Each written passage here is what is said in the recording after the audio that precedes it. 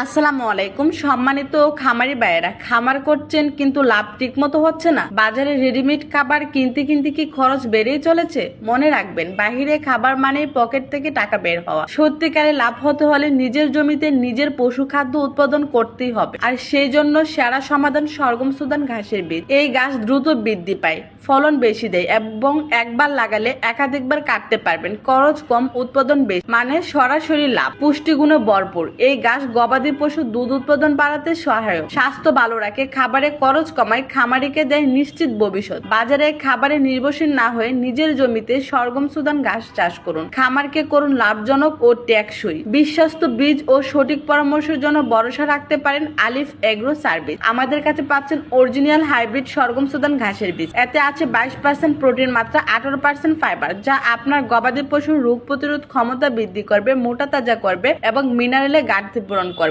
আমাদের এই ঘাসের বীজটি পানি সহনশীল একটি ঘাসের বীজ। অনেক ঘাস আছে বর্ষার পানিতে মারা যায়, কিন্তু এটা পানিতে বেঁচে থাকবে।